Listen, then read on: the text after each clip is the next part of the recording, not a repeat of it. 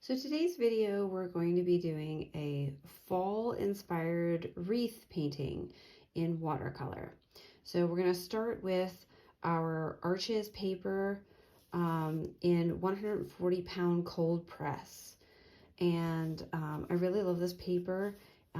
It takes the water very well when you're watercolor painting. You can do a lot of scraping technique with it if you're doing rocks, and it holds up pretty well without pilling. What we're going to do first is we're going to make ourselves like a little circle template on the center of this square piece of paper.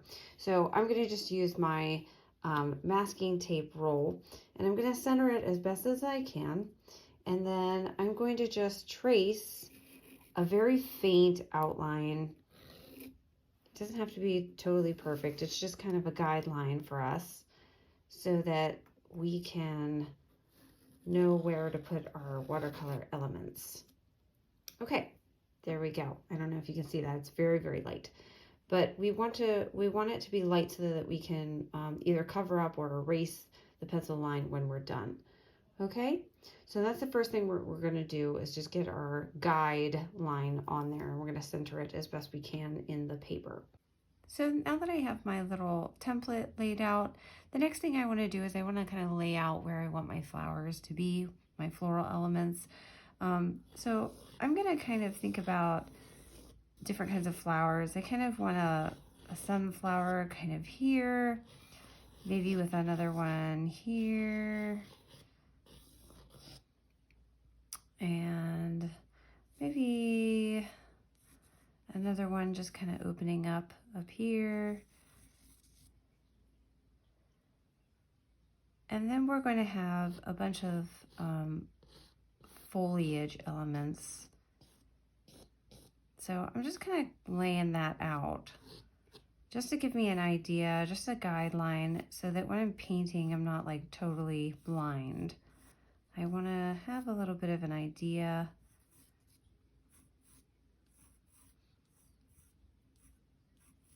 of how I want this to go.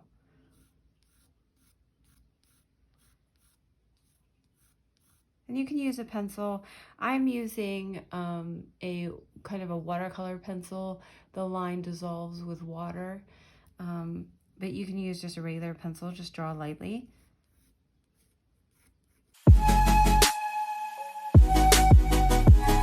And I want some branch elements in here too.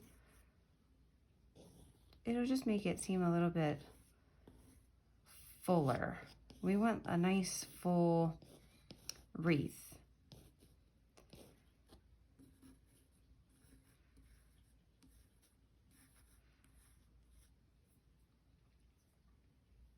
There we go. That looks pretty good. Okay, so once I'm happy with that, now we're going to start painting. Okay, so to begin painting, the first thing that you should always do, especially when you buy new paints, is you should make yourself a color palette. So this is the color palette that I want to stick with for this particular painting. I'm going to be using some warm colors. We have some of the cadmium yellow. I have a little bit of the raw sienna. And then we kind of have this nice warmish crimson color, like a naphthol red. And then we have the raw umber, burnt umber.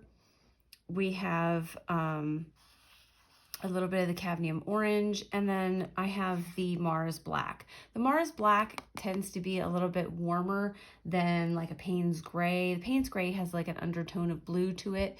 That doesn't really go with my palette for today, so I wanted it to have more of a warmer undertone, so I went with the Mars black. There's also ivory black. Different manufacturers will call the names of your paint different names depending on what mineral they're using for their formula. You will also need a piece of paper towel. I have taken and made myself a little absorbent pad. It's just toilet paper inside a paper towel that I've taped together, made all nice. You will also need a little bit of a mixing palette. in case you would like to mix your colors. Remember, don't mix more than 2 colors together, 3 at the most, because otherwise you run the risk of muddying your color. You also want to make sure that you have nice, clean water.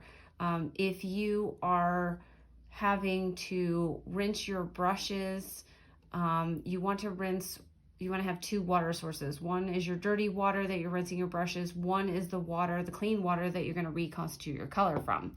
The fastest way to muddy your color is to use dirty water to reconstitute your colors in your palette. Today I'm going to be using this cute little palette that I actually found at TJ Maxx. And I just think it's adorable. And it actually has really good pigmentation. So I'm actually going to use this today. This is usually my travel set whenever I'm painting in plein air, but I'm going to use it today because I just want to try it out. And I always favor my round brushes. So today I'm going to be working with my round brushes. I have a number 6. I have a number 2. And for really big elements, I have a number 10 in case I need it. I also will be having my rigger brush. Mine's a number 3, just to get those nice branch elements that I need for the wreath. All right, here we go.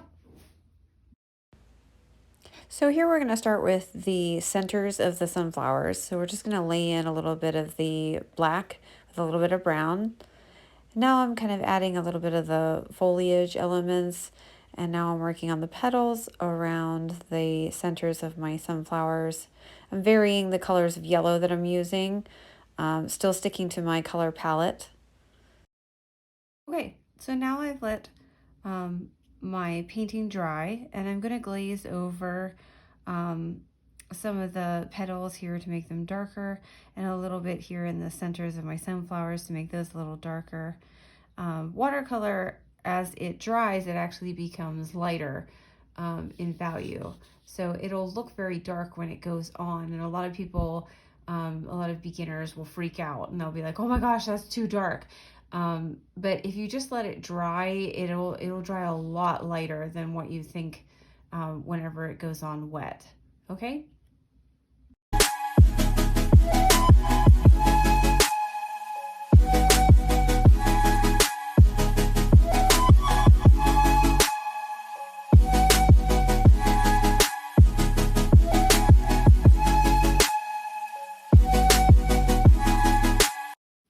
So now we're just going to fill in some of the foliage elements here, and I'm just going to add, we just want to really fill out the elements here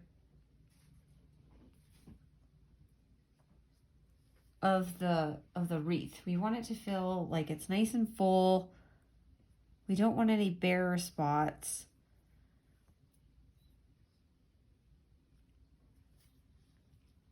Just want to accent it a little bit. I feel like it's still just a little bit, especially right in here. So I'm going to turn my paper a little bit here. And don't worry if your colors are kind of mingling together. See how that's kind of mingling there? That's what you want. That's kind of the beauty of watercolor, is that you can allow the colors to kind of mingle with each other. And I think that that's something that is so beautifully unique to watercolor. You don't want to resist that. You want to just let that happen. There we go. That feels a little bit better. So just checking back with my color palette, I've stuck pretty close to my color palette here. I'm going to reserve the Mars Black here for some of the branch elements that I'm going to add. I also want to darken up these centers a little bit. They're a little bit anemic, so we're going to darken them up a little by using a technique called glazing. Glazing just means that you have a wash layer down, which we did, and then you're going to pick elements that you're going to glaze over, usually with a complementary color or the same color. It just depends. Some of the blues and the greens will look really nice when they're glazed on top of each other. Sometimes you want to choose a color that is opposite if you want to tone like an intensity down a little bit. It just depends on what kind of look you're going for. There we go. See how that darkens that up? Makes it really, really nice. We're going to do the same thing over here.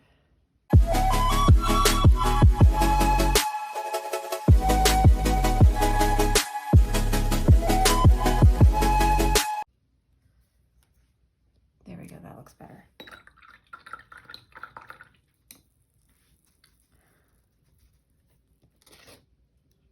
Okay, so I think now I'm ready to add my branch elements here. So you could either do this with your rigger, or you can use, if your round brushes have a nice sharp tip onto them, then you can use these. You're going to use really light pressure. So basically think of the rigger as kind of your detail. It's different from a regular brush because you can see the taper is a little bit different. The bristles are very, very long. Some people hate using the rigger because it is a little bit harder to control because of the longer brush taper of the bristles, whereas on the shorter brushes, you have a little bit more control because you don't have that play. Let's go back to our little wreath guy here, and we're going to use, you can, like I said, if you can, if your round brushes have a nice point to them, you can use your round brush, or you could use the rigger. It doesn't matter, whichever one you would like. These are my new brushes, so I'm just gonna go ahead and play with these for a little bit. And you wanna make sure that you keep the paint rather liquid. And then I usually start wherever the base of my branch is gonna be. And I just make some kind of like meandering lines.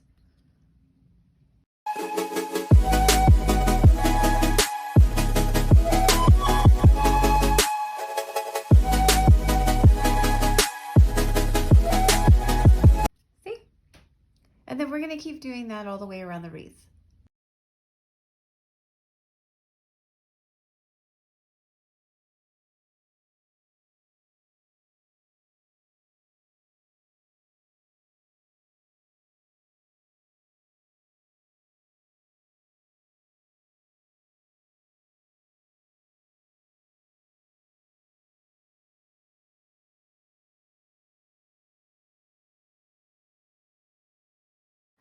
And that is our beautiful fall wreath. You can continue to make little details if maybe you feel like one section is a little bit fuller than another.